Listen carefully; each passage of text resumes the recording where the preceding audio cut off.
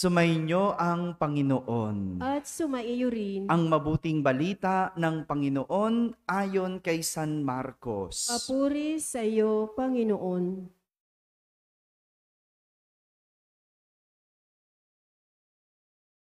Noong panahong iyon, sinabi ng mga eskribang dumating mula sa Jerusalem, inaalihan siya ni Beelzebul, ang prinsipe ng mga demonyo. Ito ang nagbibigay sa kanya ng kapangyarihang magpalayas ng mga demonyo. Kaya't pinalapit ni Jesus ang mga tao at sinabi sa kanila ang ilang talinhaga. Paano mangyayaring palayasin ni Satanas si Satanas? Kapag naglaban-laban ang nasasakupan ng isang kaharian, hindi mananatili ang kahariang iyon.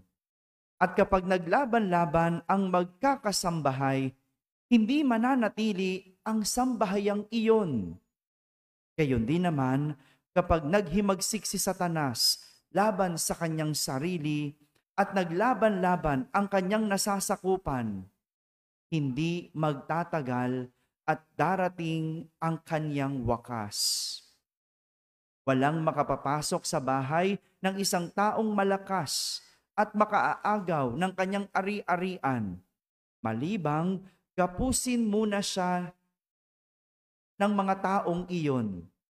Saka pa lamang niya malolooban ang bahay na iyon. Tandaan ninyo ito, maaring ipatawad sa mga tao ang lahat ng kasalanan at panlalait nila sa Diyos. Ngunit ang sinumang lumait sa Espiritu Santo ay hindi mapapatawad.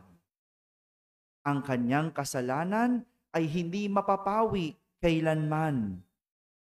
Sinabi ito ni Jesus sapagkat sabi ng ilan, inaalihan siya ng masamang espiritu. Mga kapatid, ang mabuting balita ng Panginoon. Pinupuri ka namin, Panginoong Hesukristo. Upo po ang lahat. Magandang gabi po sa inyong lahat. Narinig natin sa ating unang pagbasa ang kwento ng paghirang kay David bilang bagong hari ng Israel. Kung matatandaan po natin ang kwento noong isang linggo, kung susundan natin yung kwento, matapos magpatiwakal, magpakamatay si Haring Saul dahil sila ay natalo ng mga Amalesita dahil sa kanyang pagsuway sa Diyos. Ngayon, hinihirang si David bilang bagong hari ng Israel. Ayon sa ating kwento sa unang pagbasa, ang mga matatanda ng Israel ay pumunta kay David. Pinahiran siya ng langis at gumawa ng kasunduan sa Diyos at siya'y hinirang nila bilang bagong hari ng Israel. Sa edad na 30 years old, si David ay naging hari ng Israel. Si David ay naging makapangyarihan sapagkat sumasa kanya ang Espiritu ng Panginoon. Doon kinuha ni David ang kanyang kapangyarihan. Doon galing ang kapangyarihan ni David sa Panginoon. Kaya naman ganun na lang ang lakas nitong si David. Dahil sumasa kanya ang Espiritu ng Panginoon. Ganun siguro talaga kapag nasa iyo ang Espiritu ng Panginoon, kahit anong hirap ng isang bagay o sitwasyon, mapagtatagumpayan. Dahil anumang laban, mananaig pa din ang kabutihan laban sa kasamaan. Taan po natin yan. Sa anumang laban, ang mananaig lagi ang kabutihan laban sa kasamaan. Pero hindi po sinabing madali. Hindi sinabing naging madali ang paghahari ni David sapagkat marami siyang labang hinarap. Pinamunuan niya ang laban ng Israel. Maraming gera. Pero lahat ito napanalo ni David sapagkat nanatili siyang kapanig ng Diyos. Nanatili siya sa Diyos at nanatili siyang sumusunod sa Diyos. Kaya sa huli, lahat ng laban ay kanyang naipanalo. Sa lahat ng laban, kung papanig sa Diyos, kung mananatili sa Diyos, gaya ni David, mahirap man, pero sa huli, panalo.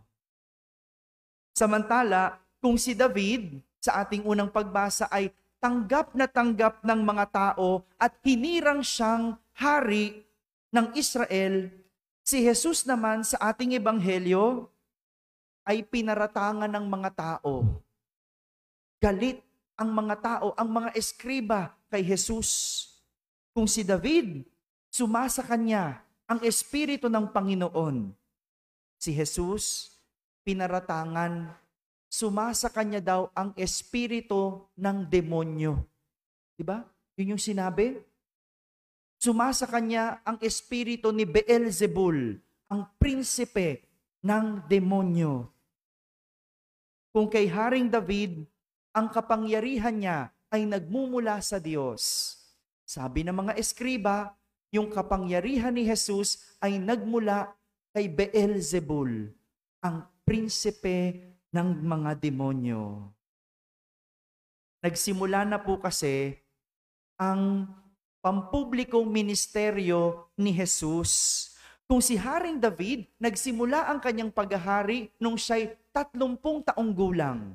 Si Jesus, nagsimula sa kanyang pampublikong ministeryo sa edad na 30 rin. Tingnan nyo, yung pagkakaparehas, ano? Kung si Haring David, pinamunuan ang Israel sa lahat ng laban. Si Jesus, isang leader na nilabanan ang lahat ng laban ng mga tao. Nagpagaling ng may sakit, nagpalayas ng demonyo at nangaral. Yan si Jesus bilang leader. Nagtatrabaho. Ganyan ang leader. Dapat nagtatrabaho, hindi pasyal ng pasyal. Iba ba yun?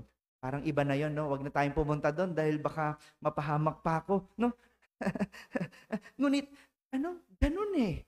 Dapat ang leader, nagtatrabaho. Kaya nga, ang mga eskriba, galit na galit kay Jesus. Bakit? Aba, gusto nila, sila lang yung magaling. Si Jesus, kayang mangaral. Gusto nila, sila lang ang makapangyarihan. Si Jesus, kayang gumawa ng kababalaghan, ng milagro, magpagaling ng may sakit at magpalayas ng demonyo. Yan ang dahilan kung bakit galit ang mga eskriba. Hindi mo alam kung anong tawag doon. Inggit? Selos? O insecure? Minsan ang tao, no, hindi mo maintindihan. Kapag wala kang ginawa, may sinasabi. Kapag gumagawa ka naman ng mabuti, may sinasabi pa rin. Mo na alam kung kanino ka papanig, ano? Kaya dapat panig na lang sa Diyos. At ang masakit pa nito, pinaparatangan ka pa ng kung ano-ano. Ito yung laban na minsan mahirap ipanalo. Yung tao ang kalaban. Alam nyo, mas madali ang kalaban kung sitwasyon. Mas madaling ipanalo kung ang laban mo ay sitwasyon.